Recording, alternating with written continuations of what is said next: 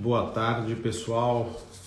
O pessoal vai entrando, doutora Fernanda. Boa tarde, doutora Fernanda. Como vai a senhora? Boa tarde. Estamos aguardando aqui o professor Ricardo. O professor Ricardo está chegando. Não solicitou a entrada dele aqui ainda. Peraí, vamos achar ele aqui.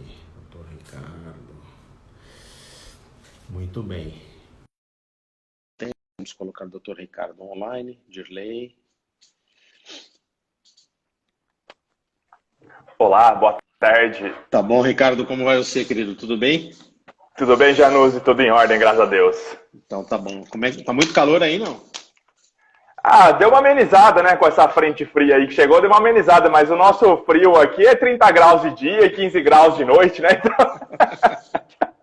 Então, é o frio de Ribeirão Preto, né? Já dá para dormir sem o ar-condicionado. Isso, tá ótimo. Tudo em paz?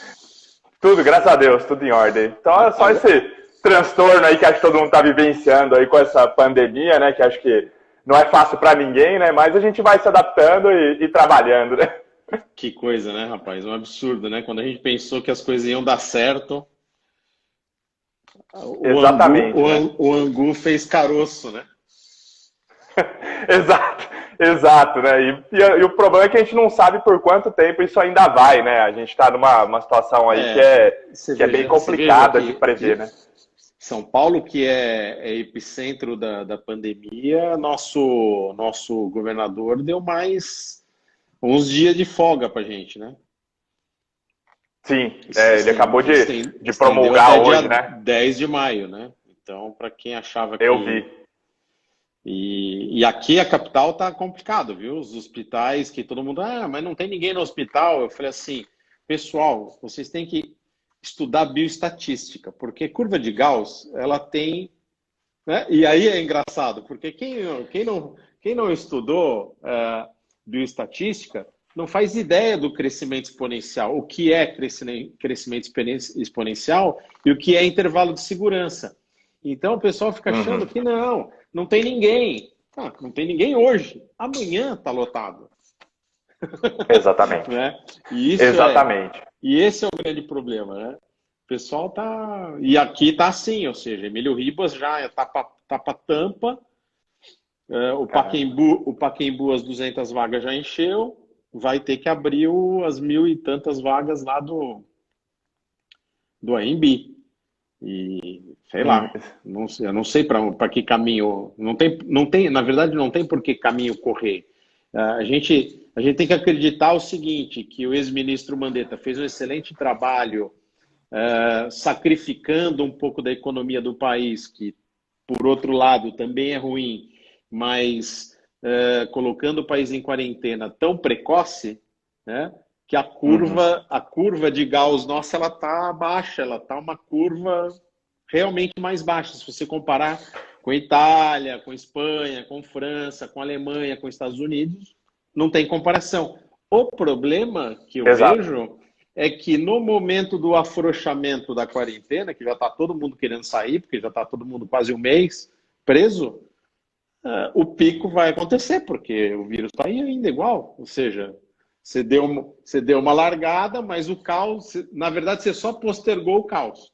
E eu acho que o que nos espera, infelizmente. Sem querer ser pessimista e já sendo um pouco, eu acho que é o que vai...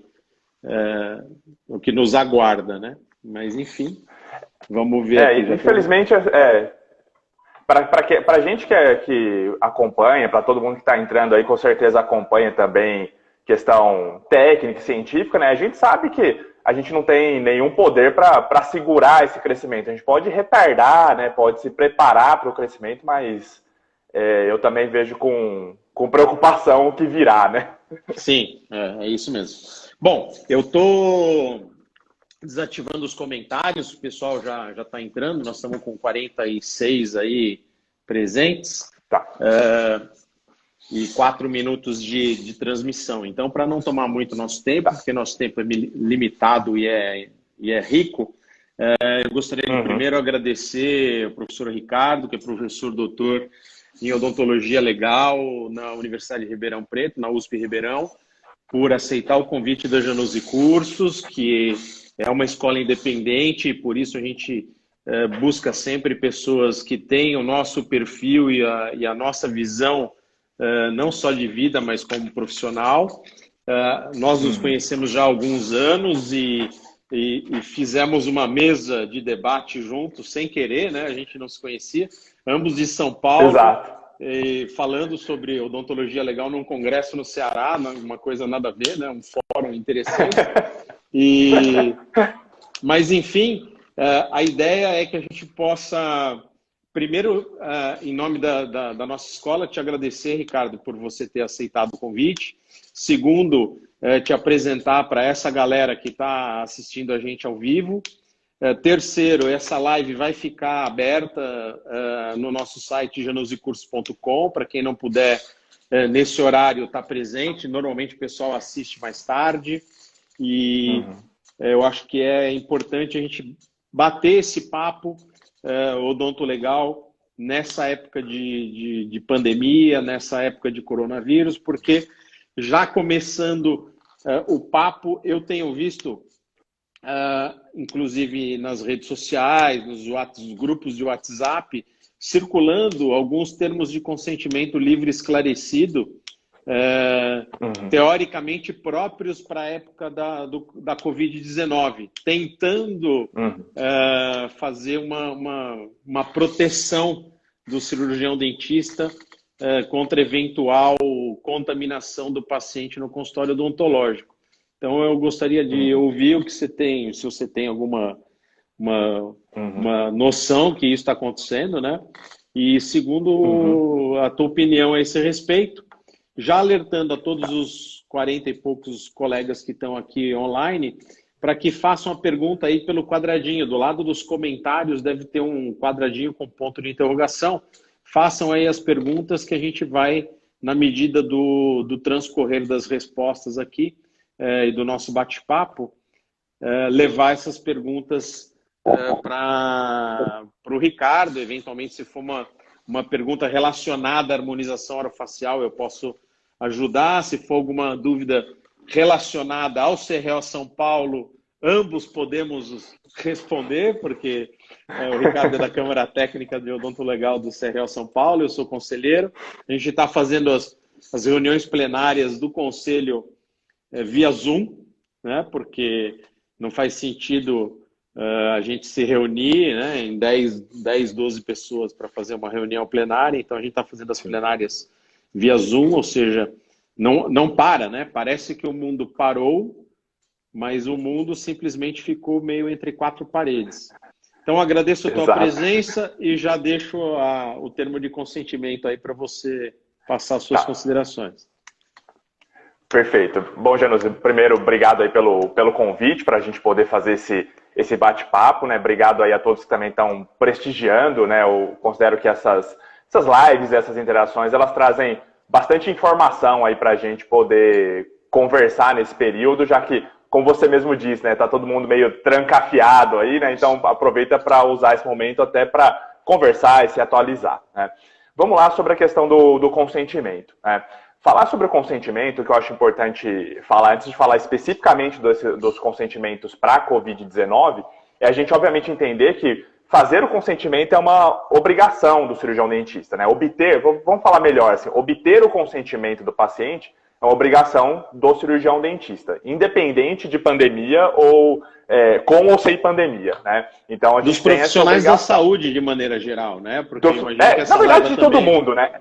Isso, porque é a prestação de serviço, né? Então é um direito do consumidor a informação de qualidade, né? Então aí vale para todo mundo. Aqui vamos direcionar para nós, né? Para cirurgiões dentistas. É uma obrigação nossa, que é uma obrigação, vamos pensar assim, do ponto de vista social, pelo Código de Defesa do Consumidor, porque vale para todo mundo. E o nosso Código de Ética, ele também exige isso da gente, né? E o que é importante frisar, né, que eu sempre, quando eu falo de consentimento, eu gosto de explicar isso, que as pessoas às vezes pensam assim, mas o consentimento é o termo em si. Não, o consentimento é um processo, né? Ou seja, é a informação que eu falo para o paciente, que eu explico para ele, que eu leio um documento com ele, que eu entrego o documento, que eu dou um tempo para ele refletir sobre esse documento, né? Que é claro, procedimentos mais complexos, mais tempo de reflexão. Com procedimentos menos complexos, menos tempo de reflexão. E aí ele pensa, ele raciocina e aí ele livremente toma uma decisão consciente, né? Olha, sim, eu quero fazer, olha, não quero fazer o tratamento.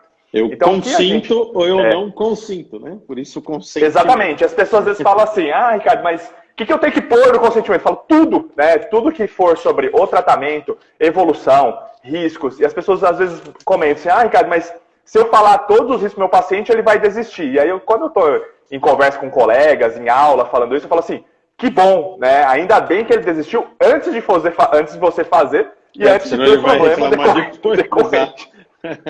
Então, uma coisa que é importante, eu acho que a gente alertar os colegas na hora do termo de consentimento são as alternativas de tratamento, que elas são esquecidas. Você sabe que nos processos éticos que a gente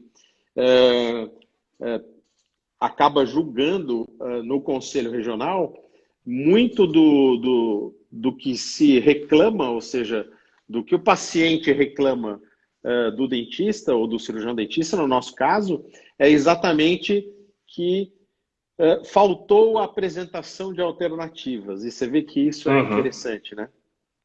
Sim, que é uma outra obrigação, né? Ao apresentar as alternativas, ela faz parte de uma outra obrigação nossa ali de informar isso para o paciente. Então, assim, o consentimento, ele é uma obrigação. Então, independente do momento, a gente tem sempre que fazer. Hoje, o que eu vejo também circulando, como você mesmo comentou, né, são termos de consentimento preocupados em informar o paciente sobre a situação da pandemia, que também é uma obrigação nossa, afinal somos profissionais da saúde, né? Então eu preciso informar o meu paciente, porque as pessoas falam assim, mas está no noticiário o tempo inteiro, como assim esse paciente não sabe da pandemia? Não é não saber da pandemia, é não saber de riscos específicos associados a ela, e assim, um grande erro para qualquer profissional de saúde é entrar numa conversa com o paciente supondo que o paciente sabe do que se trata, porque não suponha nada, né?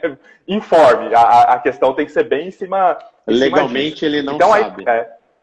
Né? Legalmente ele não sabe e tecnicamente ele não sabe mesmo, né? Então, assim, se a gente falar assim, eu tô indo lá no consultório do Januzzi, eu vou ser atendido por ele, não sou dentista, não sei nada, quem sabe de odontologia é o Januzzi. Então, se eu tô lá e ele tá lá, é porque tá tudo certo, é porque tá podendo atender, porque eu tô podendo fazer e vai dar tudo certo, né? Então, assim, o paciente, ele tem... É só pensar na mesma relação, vamos sair nós aqui que somos, acredito que a maioria participando seja cirurgião dentista ou estudante de odonto, mas, somos cirurgiões dentistas. Eu vou num consultório médico, por mais que eu possa ter noções, mas eu não tenho o aprofundamento que o médico tem ali, por exemplo, em tratar de um problema que eu fui lá ver no meu estômago, né? Então, assim, ele tem que me informar tudo ali, por mais que ele possa imaginar, nossa, mas o cara é dentista, ele é professor, então, assim, a gente não pode supor que o paciente saiba. Então, o que eu vejo de consentimento hoje, Januzzi, que está rodando ali, é as pessoas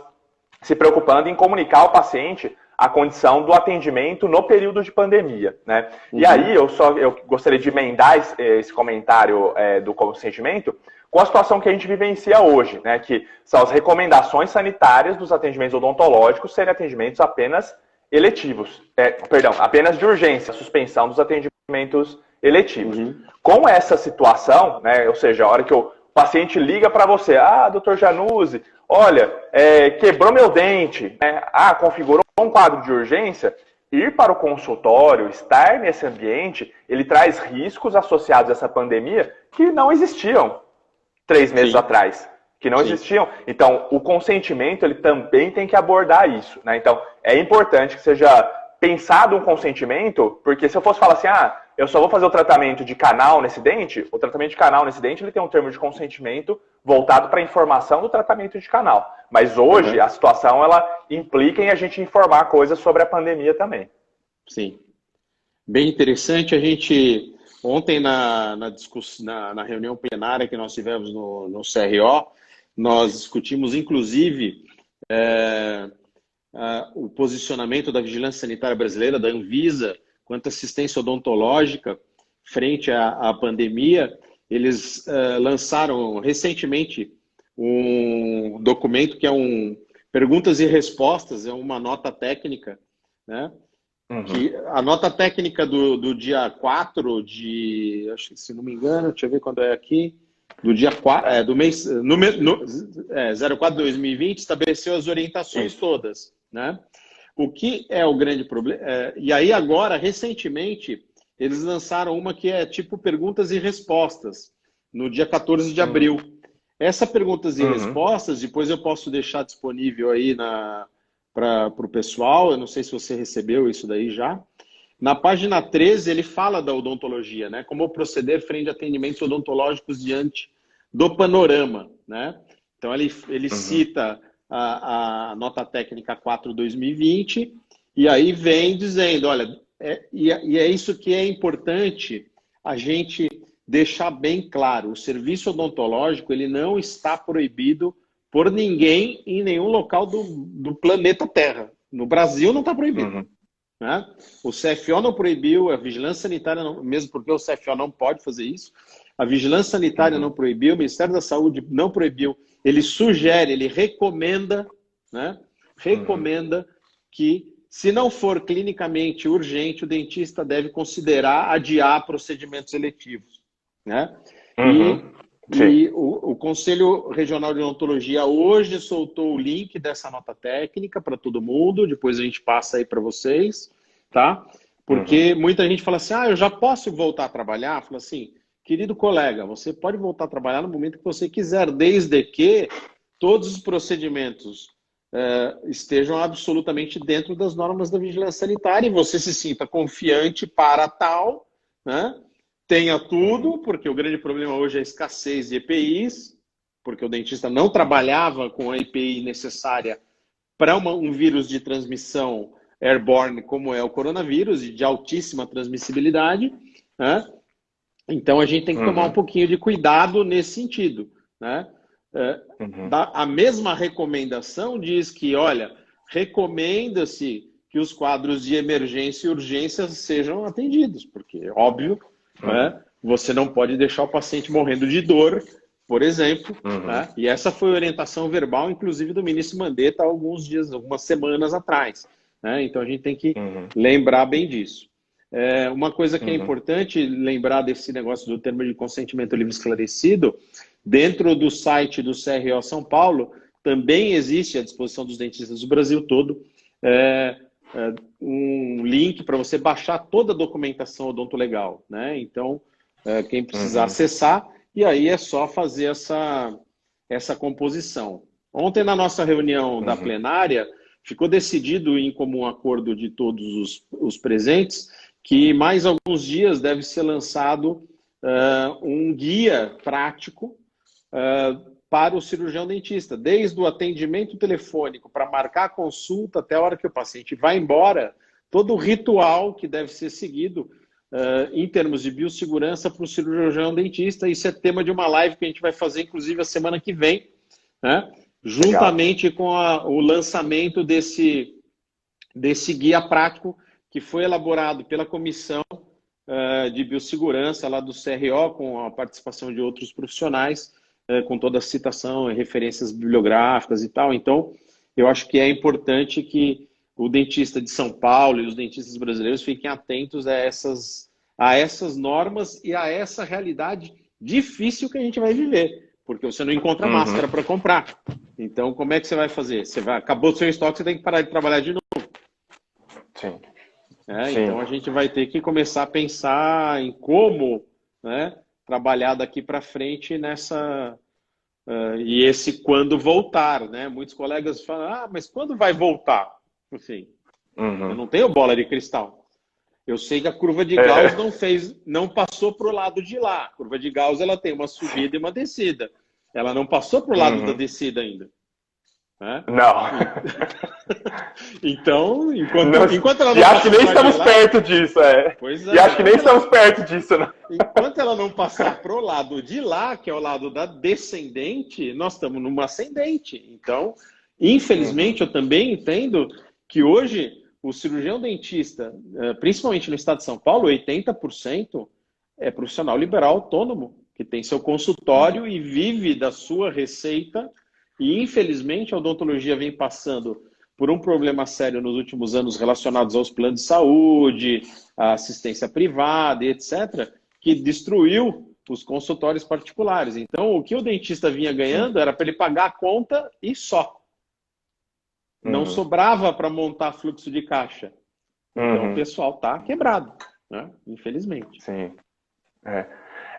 Um ponto que a gente vê bastante, né, Janus, eu acho que aí tocando só nesse assunto, a gente aproveitar o gancho aí para conversar isso com as pessoas, porque assim, igual você mesmo disse, eu participei de uma live uns dias atrás também, a gente conversou sobre isso, e foi assim, a condição que a gente tem de Vigilância Sanitária, Ministério da Saúde, a o Centro de Vigilância Sanitária do Estado de São Paulo, né, é sempre com uma condição de recomendação, né, porque as pessoas falam, mas onde está a lei? Posso atender, né?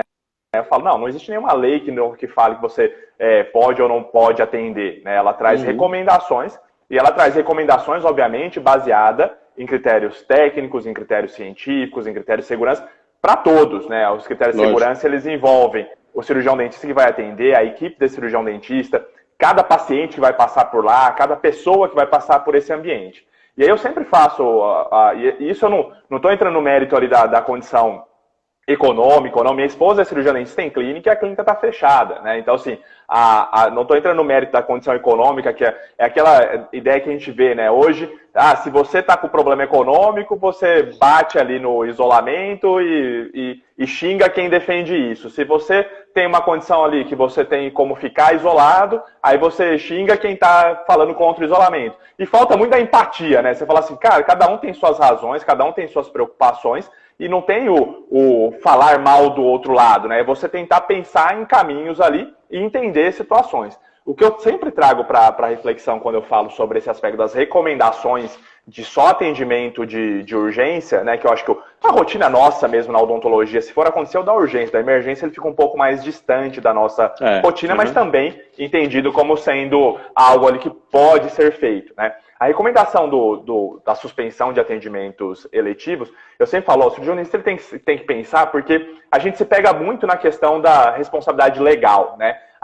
Não tem uma lei que fale sobre isso. Mas nós, aí, como profissionais de saúde, a gente tem que pensar numa condição de responsabilidade social, né? Ou seja, se eu tô lá com o meu consultório aberto, atendendo todo e qualquer tipo de paciente, todo e qualquer tipo de demanda, que imagem ou que informação eu estou propagando também ali, né? Ou seja, se eu tenho lá o meu dever, né, que está até no Código de Ética, eu tenho que zelar pela saúde do paciente, né? Eu manter uma rotina do mesmo jeito, na mesma situação, será que isso é o ideal para o momento? Será que isso é o ideal para a minha condição de profissional da saúde, né? E eu coloco isso sempre porque cada um tem que exatamente refletir também sobre esse ponto, né? Hoje a gente vive muito a condição, eu como professor de odontologia legal vivencio isso, né? O legalismo ao extremo ali, então, não tem uma lei que me impeça para atender, então eu vou manter meu consultório aberto. Falo, olha, eu entendo o seu ponto de vista, de novo, a questão da empatia, não vamos para o conflito quanto a isso, mas e a condição da sua responsabilidade social? Ou seja, você ser o profissional da saúde, você ter como compromisso zelar pela saúde desse paciente, como que você vai equilibrar isso na balança, né? E aí a gente fala assim, não, mas eu preciso abrir do ponto de vista econômico. O cinema também precisaria, né? A loja também precisaria. Então, assim, ninguém vai passar ileso dessa situação que a gente está vivenciando. Isso é fato, infelizmente é fato, né? Mas a gente precisa refletir sobre isso. Cada um de nós, né? Eu não estou falando isso aqui, que tem que vir de cima para baixo. Não, na verdade é de baixo para cima mesmo. Eu, cirurgião dentista, lá, sozinho no meu consultório, falar, poxa, mas eu vou manter a rotina aqui. Primeiro, será que meu paciente vai querer ir? Segundo, será que ele indo, eu realmente tenho condição de dar 100% de segurança? É difícil falar sobre isso na condição hoje. E hoje não só para o paciente, como para você, porque uma vez contaminado, você está levando para casa.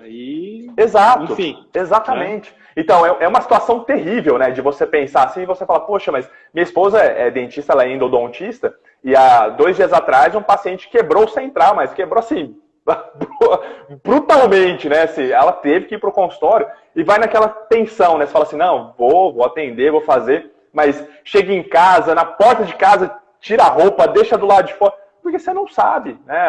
A gente vê pelo noticiário, né, pelas informações, a maioria é assintomático, né? Então, assim, Poxa, você faz toda aquela informação previamente, olha, teve febre, teve isso, teve aquilo. Não, tudo negativo.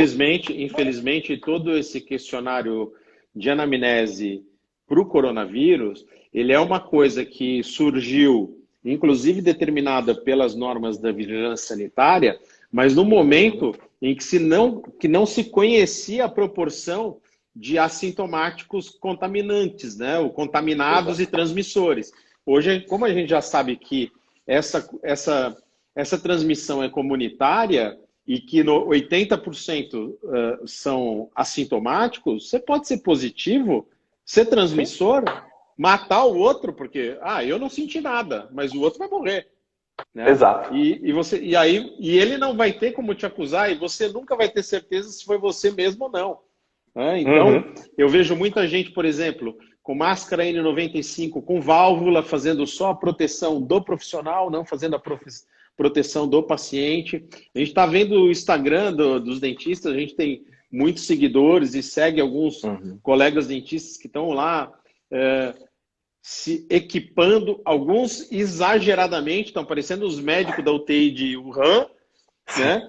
E outros com o pescoço à mostra, né? De echarpe no pescoço. Então você fala, meu Deus, é uma heterogeneidade de entendimento que é por isso que a gente que está, eventualmente, num momento de orientação a nível de conselho, a nível de câmara técnica, etc., a gente tem que falar, olha, no mínimo, algumas medidas têm que ser tomadas, senão os colegas vão se perder. Tem algumas perguntas aí para a gente responder. Legalmente falando, pelo CFO e CRO, os retornos de Botox nessa época de Covid estão permitidos? Considerando como tratamento eletivo, a recomendação é que ele seja deixado para depois.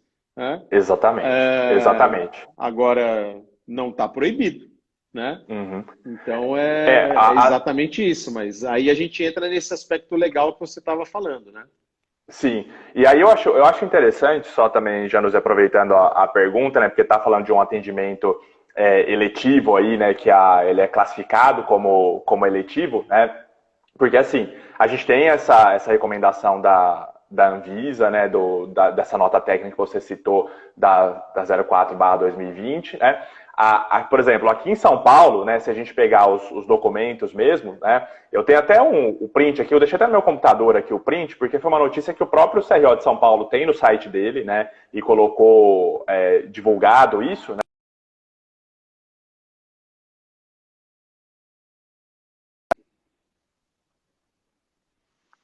abertos, prestando serviço de urgência e emergência. Então, assim, o entendimento, né, vamos pensar assim, das autoridades orientadoras, sanitárias, etc., é que não existe uma base legal estabelecida ali, olha, tem que estar fechado, mas você pode estar aberto, mas só fazendo a parte de urgência e emergência. Então, assim, o que eu acho que tem que ficar como muito claro para as pessoas que estão aqui conversando com a gente, nos ouvindo, né, e participando aqui com a gente, é assim, olha, tratamentos eletivos, a recomendação é não fazer. Porque se eu tenho uma recomendação oficial de não fazer, o desobedecimento dela, mesmo que ela não tenha uma base legal que gere uma punição diretamente, ela pode cair em interpretações, sim. Né? Então, assim, a gente falar o código de ética lá, igual eu comentei anteriormente, se ele fala sobre o zelar pela saúde do paciente, eu tenho uma recomendação oficial, olha, não atenda eletivamente, né? Porque não é recomendado, tem alto risco de contaminação, aí eu faço o atendimento, isso gera um complicador para o paciente, vamos pensar assim,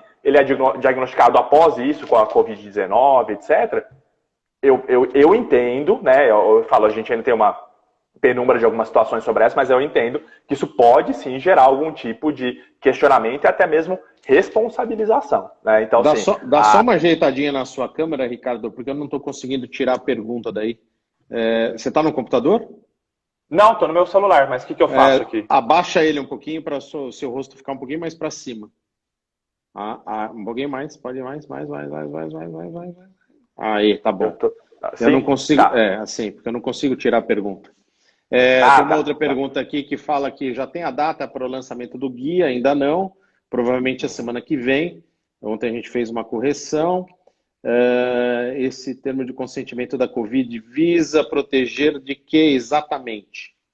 Boa pergunta, da Helena. Tá, Helena. Helena, né? Então, Helena, é o seguinte, o que a gente tem que entender quando a gente fala em consentimento, né, é pensar sobre o seguinte aspecto. Quando a gente fala em consentimento, eu não estou falando em proteção, eu estou falando em cumprir uma obrigação, que é uma obrigação do dever de informação que eu, cirurgião dentista, tenho perante o meu paciente. Então, isso tem que ficar muito claro também, que é, de novo, uma informação que muitas vezes ela fica mal entendida pelo cirurgião dentista. Consentimento não é algo para proteger, assim, ele não é pensado como uma proteção para você, cirurgião dentista, ele é pensado como uma obrigação que você tem. Não fazê-lo, você já está assumindo um risco de ser questionado, por exemplo, de negligência informacional, né? Agora, ao fazê-lo, ele não está falando assim, então eu fiz o termo de consentimento, beleza, eu estou tranquilo e não tenho mais problema nenhum quanto a isso, né? Não, o termo de consentimento é o cumprimento de um dever, o cumprimento do dever de informação. E aí, só fechando essa pergunta, para ficar claro, a hora que você cumpre com o dever de informação para dizer, olha, você veio para um atendimento de urgência, mas estamos em época de pandemia. O vírus, ele está, pode estar em qualquer ambiente, eu não tenho como dizer se ele está ou não está aqui, né? O aerosol, o paciente vai ter que fazer uma abertura coronária de urgência ali, vai gerar aerosol, né? Então aquilo ali, o paciente que eu atendi de manhã, por melhor que eu faça a minha descontaminação, eu posso ter esse vírus ali também, né? Então, assim, a situação é conseguir demonstrar para o paciente que existe um risco de estar ali. Que aí, no quadro de urgência, é para falar assim, olha, eu estou fazendo, porque eu não vou deixar você com dor, por exemplo, mas quero te deixar ciente desse risco, né? Então, aí o paciente poderia falar, mas a dor nem está tanta, então eu vou aguentar mais uns dias. Embora. É uma opção dele. É uma opção dele, né? Mas a hora que de novo, eu dou a opção para o paciente ao gerar a condição livre e consciente dele, né? E essa informação, eu acho que a grande importância hoje do telefonema, do WhatsApp, é exatamente esse tipo de informação, né? Passar já a informação para o paciente, porque ele fala, então, pode deixar que eu colo provisório eu mesmo. Pronto. Né? Sim. Porque é mais ou menos isso. Porque não está solto. Eu acho que está solto. Sabe Sim. É aquela coisa, né? O cara quer dar um rolê, porque ele está preso faz um mês também. Ele quer uma desculpa. Ele só pode ir na farmácia e na padaria. E no supermercado, ele já está com o saco cheio. Exatamente. Só na padaria, na farmácia e no supermercado. Ele já vai no supermercado, não faz compra. Ele já vai na farmácia para não comprar nada, só para dar um rolê. Para dar uma andada, né? Assim. Isso, para ver gente. Exato. Então tem que tomar esse cuidado mesmo. E ficar muito claro aí para os colegas que estão ouvindo, né? Que assim, consentimento é uma obrigação nossa, né? Aí ele automaticamente, obviamente, ele vai nos trazer. Eu vou colocar entre aspas essa proteção, porque na verdade eu estou cumprindo com o meu dever, né? Deixar de cumprir é já ter uma responsabilização em volta disso, né? Sim, cirurgias nem pensar, caímos de volta no tratamento eletivo, né? Exato. Deixa eu ver mais aqui. Quero até sentir dor para dar uma volta, é verdade? Normalmente é isso mesmo. Tá doendo, deixa eu ir no dentista para dar uma volta. Deixa eu ver aqui. A ABOL criou algum protocolo quanto à identificação odontolegal nos IMLs nessa época? E eu não consigo ver mais, porque a pergunta não vem aqui. Deixa eu ver. Eu não sei. Você sabe de alguma coisa da ABOL? Sim. A Associação Brasileira de Ética e Odontologia Legal, né, que é a ABOL, ela soltou algumas recomendações, né, ali para como se portar na rotina forense nessa época de pandemia, né? Então, existe, sim, orientações disso, mas existem orientações de vários órgãos internacionais também, né? A Interpol soltou documento quanto a isso, a Cruz Vermelha soltou documento quanto a isso. Sim, o próprio CDC, manipulação de cadáver. Exato, existe muita coisa. Existem alguns estados que interromperam, né, tipo, condições de inspeção necroscópica ali onde você tem a suspeição de Covid-19, né, para não precisar ficar expondo demais os profissionais ali. Mas isso, obviamente, ele vai caminhando, né? E eu falo, inclusive, eu falo, as informações que a gente debate hoje, elas podem ser muito diferentes na semana que vem e elas podem ser completamente outras daqui um mês, né? Porque, igual você mesmo comentou, né? Como essa curva está aumentando, a gente vai ter cada vez mais restrições e cada vez mais impedimento conforme o sistema de saúde fique sobrecarregado. E aí você pode ter situações as mais diversas, né? Hoje eu recebi uma notícia aqui no WhatsApp de um dos nossos conselheiros lá, que alguns países do mundo estão realmente fechando as portas para alguns atendimentos eletivos, né? A gente recebeu a notícia aqui, por exemplo, que a França fechou os consultórios até 24 de maio, tem um número para urgências, na Alemanha fechou consultórios, na Itália só urgências. Então, a gente tem que se informar o que está acontecendo nesses outros países que estão mais adiantados na linha do tempo da curva de Gauss, né, que é o eixo X, para que a gente saiba como proceder aqui. A pergunta da colega, ortodontia sem manutenção, embora não seja de urgência, é arriscado também, como fica? Eu acho que é mais ou menos a mesma coisa, né? Não sei. Eu acho que a gente só pode gerar um comentário aí, Jonas, que é o seguinte, né? O que acontece? A gente pegar e falar assim, o documento lá da Anvisa, assim como documentos que o próprio CRO de São Paulo aqui fez e foi replicado pelo CFO do que é urgência e emergência, né, e o que é eletivo, né, são bastante interessantes. E no caso da ortodontia, ele fala assim, o atendimento de rotina da ortodontia, eles são entendidos como eletivos. Só que o que acontece, né, eu participei até de uma discussão com um grupo de orto recentemente, que foi para falar o seguinte, olha, o paciente está lá, ele está com uma mecânica X, essa mecânica X, se ela não for removida, vamos pensar assim, ela pode trazer problemas para o paciente. Né? Então, aí o cirurgião dentista, o ortodontista, ele tem que analisar isso com muita coerência e falar assim, bom, eu não sei quando eu vou poder retomar uma condição de rotina desses atendimentos. O meu paciente está lá 10, 15, 20, 30, 40 dias sem eu vê-lo por conta das recomendações atuais. Mas a situação dele coloca em risco o tratamento dele, coloca em risco o prognóstico do tratamento dele. O que o ortodontista teria que pensar com ele mesmo? Bom, então eu vou agendar esse paciente, enquadrando isso como se fosse um quadro de urgência, mas não para manter a rotina de atendimento, para tirar o fator que traz o risco. Então ele tem que pegar e falar assim, eu tiro a mecânica e eu deixo sem essa mecânica por 60 dias. Né? A hora que quem sabe 60 dias esteja regularizado, aí eu volto a atender. Então, cada um precisa pensar sobre isso, porque, obviamente, os roteiros que a gente tem, eles não falam se isso ou aquilo, tudo, né, pode ser urgência e emergência, são exemplos mais gerais, mas se você falar para mim assim, poxa, mas meu paciente, se eu deixar com aquela mecânica agindo, vai dar problema. Se me perguntar isso é uma opinião pessoal, né, não estou me baseando em nenhum documento, mas, então, se está colocando em risco o prognóstico do paciente, você vai atendê-lo como um quadro de urgência, mas vai remover o fator. E aí esse paciente vai ficar parado o atendimento, para ele depois retomar esse atendimento. O caminho ideal seria esse, com base na pergunta do colega aí que foi feita. Né? Sim, sem dúvida. Vamos lá.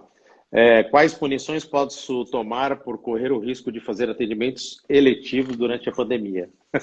Tá.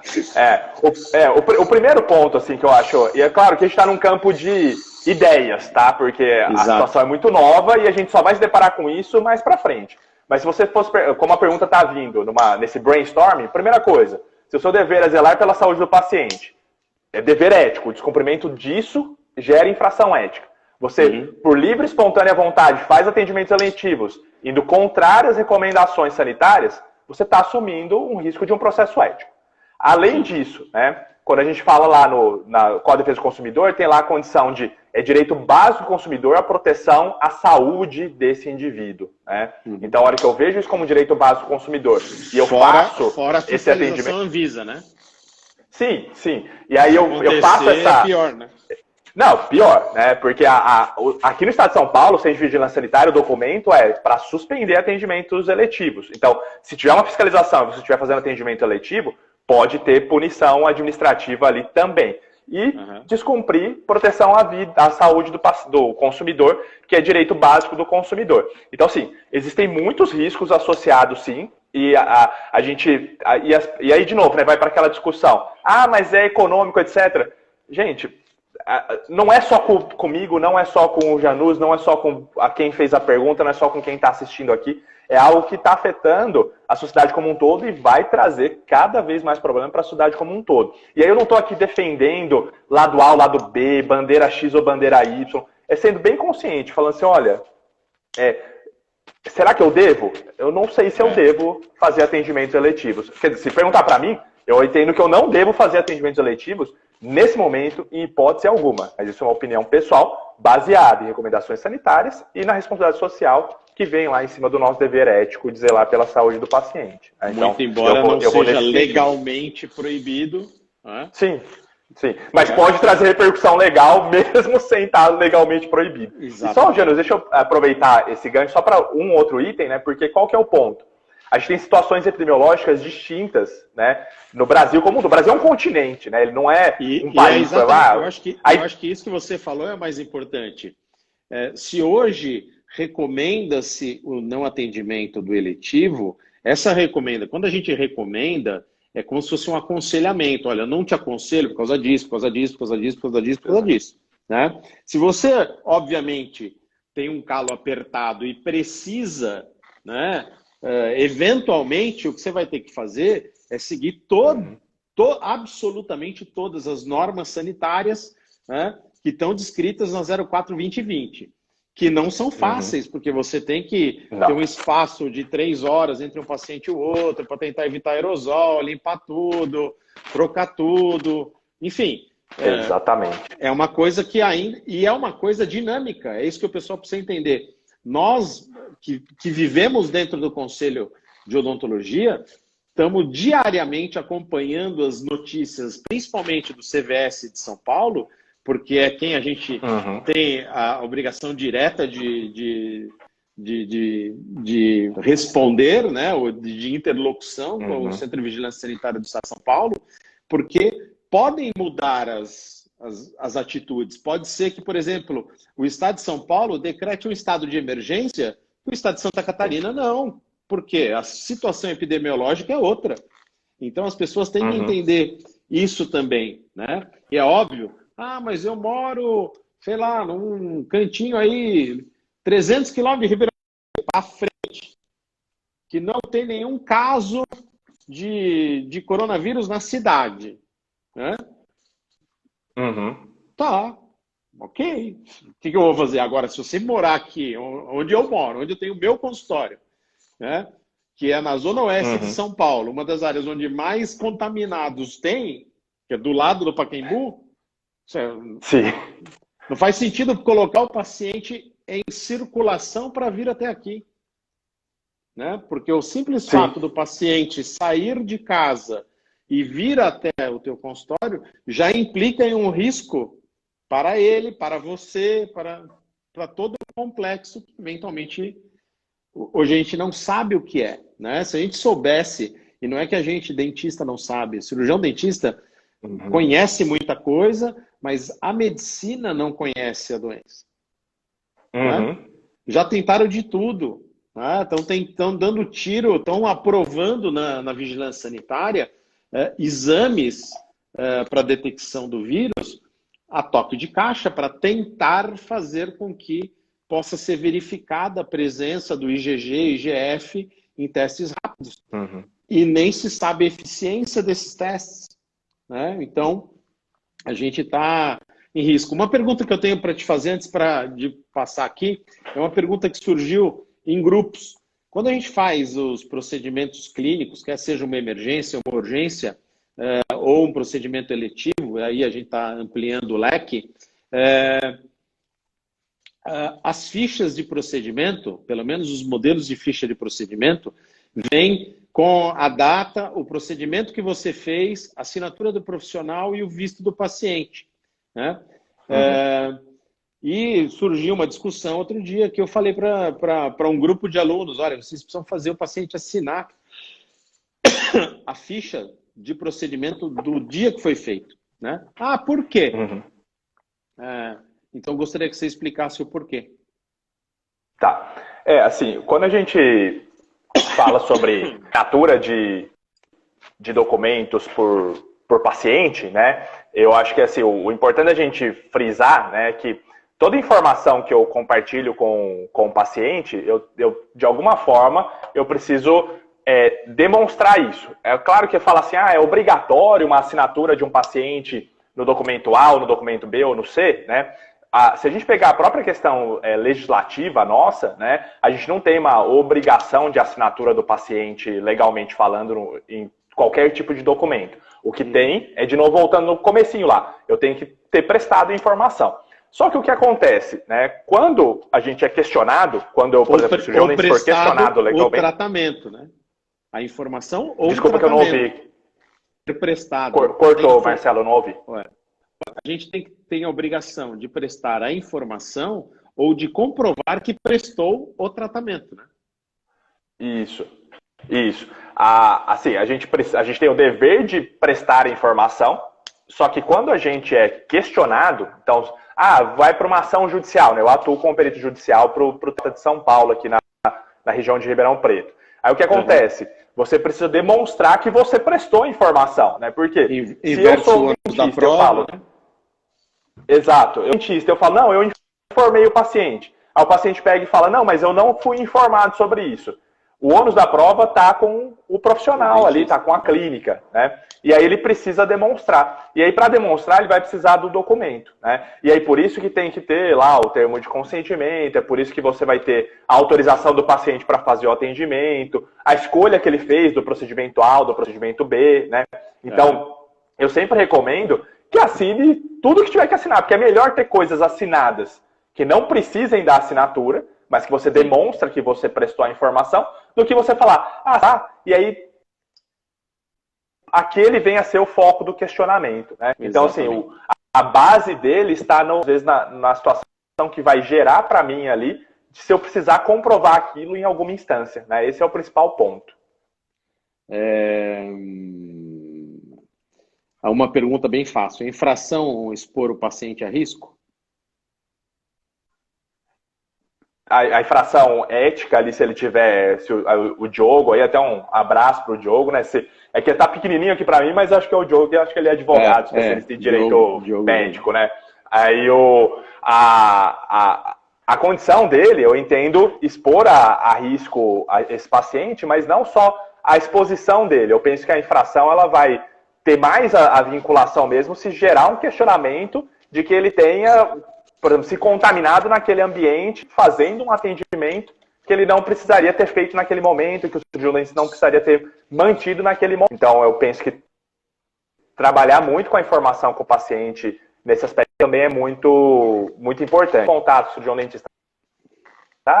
Eu quero que você atenda, eu quero que você faça tal coisa. A gente tem que colocar o nosso lado profissional nisso também. Falar assim, olha, não é o querer, né? O momento de agora não tem indicação para fazer esse tipo de atendimento. Então, em respeito à sua saúde, à minha saúde, à saúde da sociedade, não vou atender, né? Então, aí você evita o risco para o paciente, mas evita um questionamento também relacionado ali que você possa ter, dele ter se contaminado, por exemplo, no consultório mesmo. O que você pode dizer aí? Vamos tentar responder essa última pergunta. Que você pode dizer da odontologia domiciliar? Tá. A odontologia domiciliar, né, ela é autorizada pela vigilância sanitária e tem normativas específicas para isso, e ela vai seguir a mesma regra, né? Se o tratamento for de urgência, vai fazer o atendimento de urgência, né, e vai fazer isso, o tratamento de urgência para aqueles pacientes que necessitam desse tipo de acesso, né? Se o tratamento for eletivo, recomendação da suspensão. Então, não existe uma situação distinta por ser odontologia domiciliar ou no consultório, né? A condição que se fala é o atendimento odontológico gera uma exposição a risco, né? Então, com isso, atendimentos eletivos suspensos e os atendimentos de urgência e emergência mantidos ali, obviamente, se forem realmente necessários para que sejam feitos. Uhum. Eu acho que era basicamente essas a maioria das perguntas que eu consigo ver aqui. A Helena diz que é praticamente impossível o paciente provar que foi contaminado no consultório. Não existe essa possibilidade, porque a contaminação ela já é conhecidamente necessária, né? O problema é você o risco maior é o profissional se contaminar com o paciente, né? Eu acho.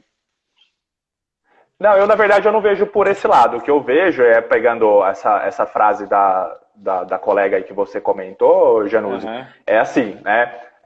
A questão não é o paciente provar que ele foi contaminado no seu consultório. Você precisaria ser atendido naquele momento e aí colocou ele num ambiente de risco, e aquele ambiente de risco pode ter... É você que vai ter que provar elevado... que não contaminou ele, né?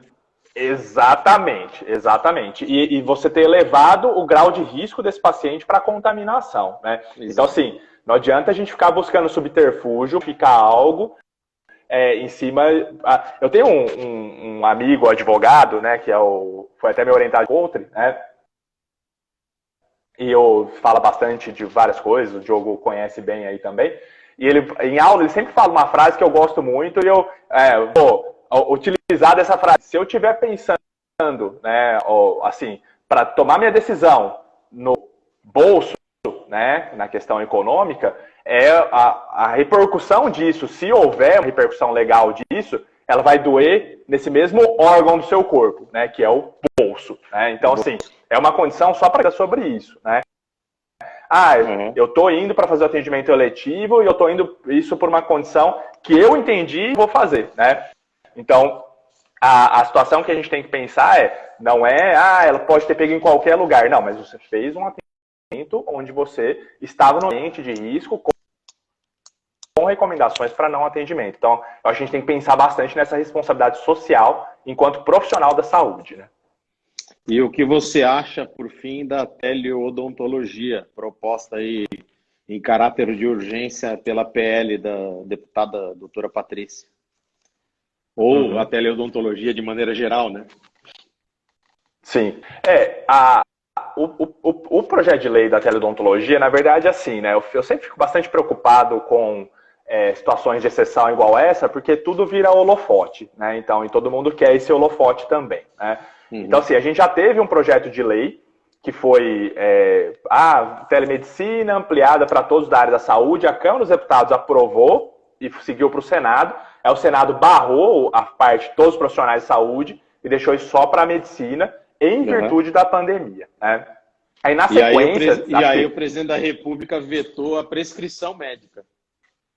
Sim, sim. Aí, você o que fazer uma aconteceu? consulta e não poder prescrever. Sim, exatamente. Né? É orientação, né? Você só está dando orientação ali, né? Exato. E aí, agora veio esse PL aí, que é específico para odontologia, né? Então, assim, eu não sei como as instâncias que vão avaliar isso vão avaliar. O ponto que a gente tem que pensar é assim, né? Hoje, a nossa legislação, a legislação odontológica, nem a lei que regulamenta a nossa profissão, que é a 5.081, lá de 66, nem o Código de Ética prevêem e autorizam esse tipo de atendimento, né? Isso é muito claro na 5.081 e muito claro no Código de Ética. Ele não prevê consulta, diagnóstico, nenhuma prescrição de tratamento, nenhuma prescrição medicamentosa na odontologia por meio de comunicação em massa, por veículos de comunicação e meios semelhantes, né? Então, assim, eu não sei como vai exportar. Eu vi que tem o PL, eu não sei. Aí eu confesso que eu não vi se ele já foi, por exemplo, aprovado pela Câmara. Não sei em que pé e tal, se ele só foi apresentado. Acho que só foi apresentado, né? Então, até ele passar por todas as comissões, já passou a pandemia. Sim. Que assim, eu falo, eles estão tramitando algumas coisas em regime de urgência, talvez até passe rápido, mas se mantiver a mesma lógica da telemedicina, que quando foi na Câmara dos Deputados era para ser para todas as áreas da saúde, e o Senado derrubou só para a medicina, mantendo essa lógica, ele não deve ter uma vida muito longa, não, né? Ele deve ser barrado da mesma forma, né? Mas se for modificado, as legislações brasileiras precisam ser modificadas, porque, veja, a telemedicina, o que aconteceu? A medicina regulamentou administrativamente, aí veio o PL, né? Então, assim, agora, e eles estão falando a mesma língua. Na odontologia isso não está acontecendo, né? A gente não tem uma informação administrativa já coordenada, organizada para que seja feito. E uma distinção que a gente pode pensar a odontologia ela lida muitas vezes com situações do procedimento, né? Da atividade sendo realizada. Então, se ela tiver uma aplicação, eu vejo ali como uma aplicação de orientação, alguma outra coisa ali que você tem, então fica bem mais restrito mesmo, né? Então, eu não sei se isso acaba sendo só holofote para alguém ou se efetivamente isso pode trazer algum benefício, né? Bom, eu acho que basicamente era isso que a gente tinha planejado. Estamos aí com 5 minutos só. Antes de terminar, e para que isso fique bem claro, eu gostaria de imensamente agradecer a tua presença aqui hoje, nesse bate-papo odontolegal na Janos e Cursos. A gente teve bastante gente acompanhando a gente aqui. A gente vai deixar essas perguntas, essa live gravada lá no janusicursos.com. E vocês podem encaminhar tanto para o @mjanuzzi como para o endereço direto do professor, que ele vai passar daqui a pouco, as dúvidas que vocês tiverem para que a gente possa responder via direct, né? Então, quem não conhecia o professor Ricardo, uma autoridade nesse meio da odontologia legal, um grande amigo, te agradeço muito por engrandecer mais uma vez essas lives de alto conteúdo de informação importante da Januzzi Cursos, para que a gente possa levar aos nossos colegas aprisionados em vossas casas a melhor informação possível, né? Exatamente. Januzzi, eu queria te agradecer pela oportunidade, pelo convite de estar aí participando desse bate-papo com você, né? Foi um prazer poder participar aqui. Agradeço a todos que acompanharam também, né? Quem quiser acompanhar mais informações de odontologia legal ali, fica aí o convite para acompanhar o meu perfil ali, né? É Ricardo Henrique, _odontolegal, né? Então fica ali o convite para que acompanhem a nossa rede também. Eu fico sempre colocando uma série de informações ali. Sobre termo de consentimento, né? Tem uma empresa de duas ex-alunas nossas ali da pós-graduação em odonto legal, que eles fizeram um termo de consentimento abordando questões da Covid-19 para ajudar cirurgiões dentistas.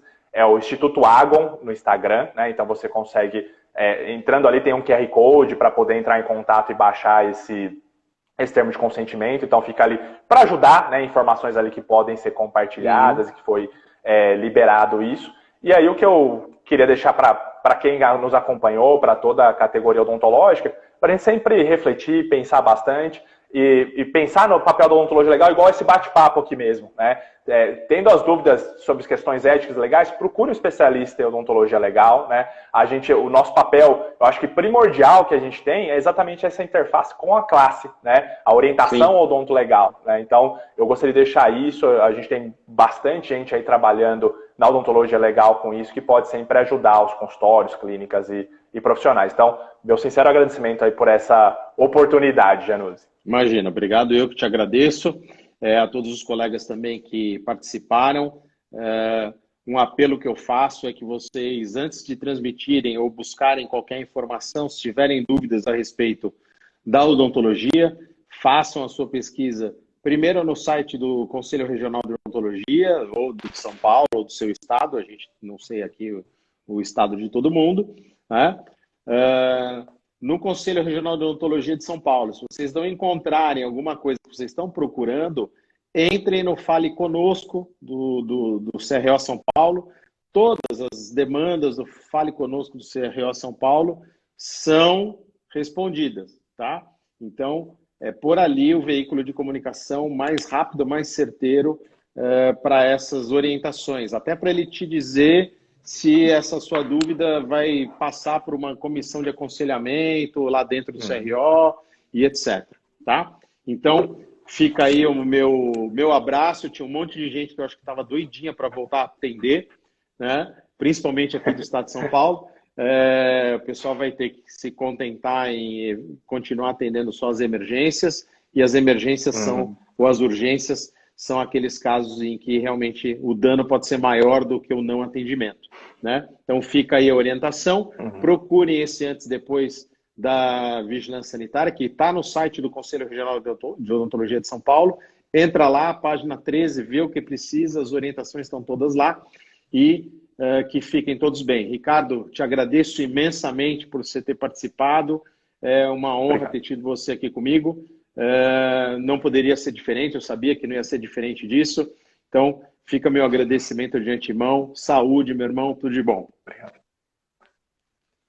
Obrigado. Para todos nós aí, todo mundo se cuidando nesse período aí. Um abraço a todos. É isso aí. Obrigado, Ricardo. Pessoal, fica aqui meu agradecimento a todos os presentes. Esse vídeo vai estar disponível para vocês no januzicursos.com.